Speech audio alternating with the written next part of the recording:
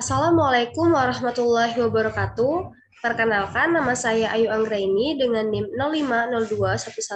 05021181924099. Saya berasal dari kelas Teknik Pertanian Indralaya.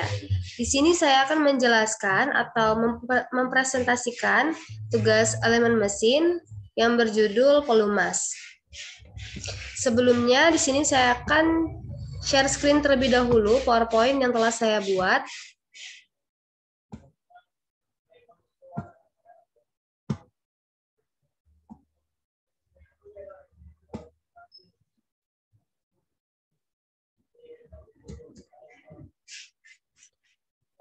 Yang pertama mengenai definisi pelumas.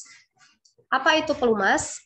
Pelumas adalah zat kimia yang umumnya cairan yang diberikan di antara dua benda bergerak untuk mengurangi gaya gesek. Zat ini merupakan 5 sampai 135 derajat Celcius. Umumnya, pelumas terdiri dari 90% minyak dasar dan 10% zat tambahan. Salah satu penggunaan pelumas paling utama adalah oli mesin yang dipakai pada mesin pembakaran dalam. Pelumasan juga merupakan suatu sistem atau rangkaian pada kendaraan di mana pelumas ditampung, disedot, disaring ke mesin. Selanjutnya ada tujuan dan fungsi pelumasan. Tujuan pelumasan adalah untuk mengurangi keausan dan panas antara permukaan yang bersentuhan dalam gerakan relatif. Dengan menggunakan pelumas, koefisien gesekan dapat dikurangi.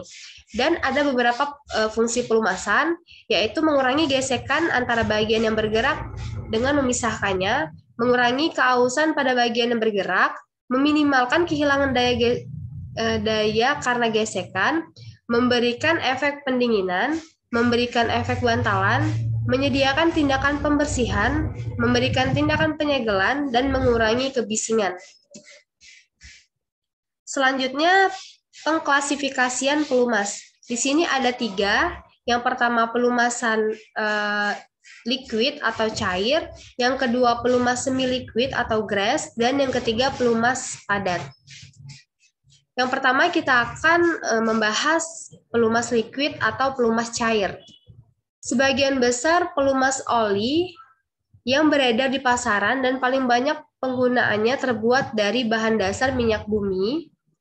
Oleh karena itulah sering kali kita menyebutnya dengan mineral oil, yakni oli yang berbahan dasar dari minyak bumi hasil tambang. Oli mineral dapat diklasifikasikan menjadi 3 macam, yaitu parafinik, naptenik, dan aromatik. Di sini terdapat kelebihan jika kita menggunakan pelumas cair.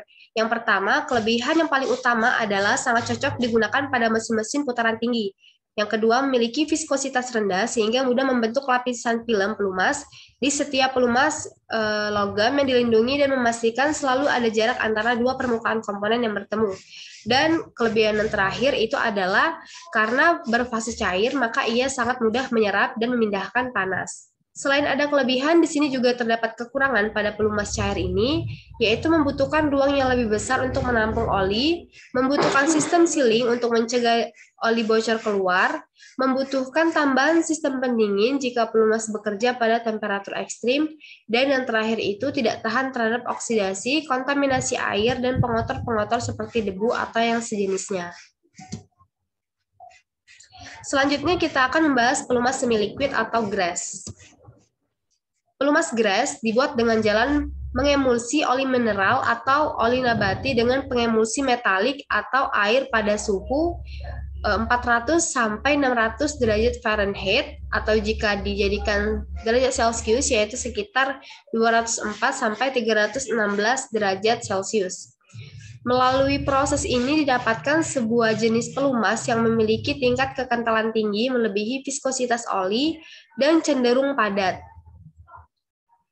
Kelebihan pelumas gas ini yaitu bertahan di hanya satu titik pelumasan yang diperlukan, tidak mudah rusak karena cat maupun partikel-partikel debu atmosfer, tidak memerlukan pemberian gas yang terlalu sering.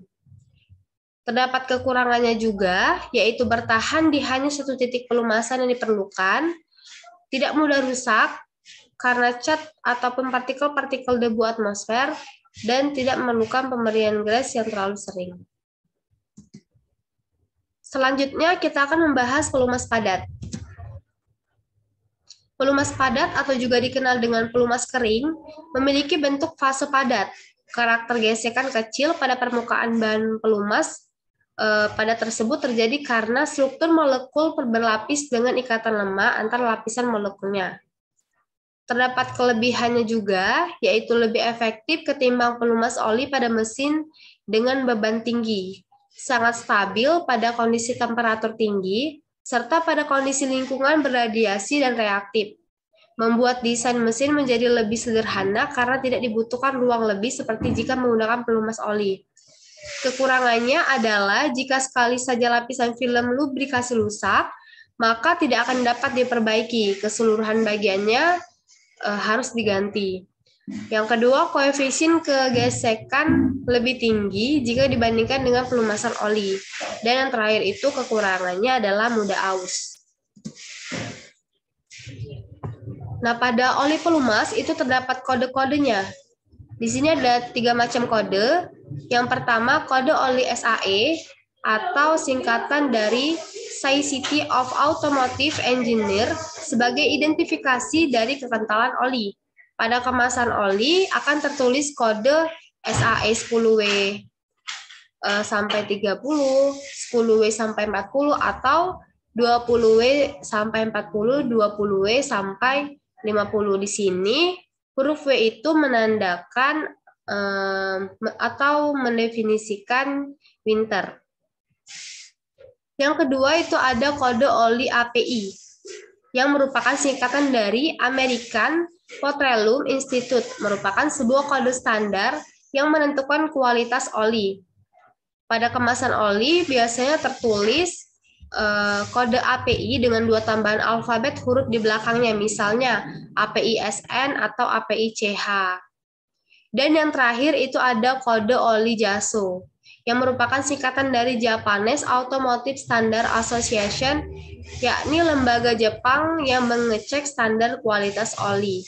Kode oli biasanya diikuti dengan MA atau MB, keduanya mengacu kepada pemakaian yang berbeda.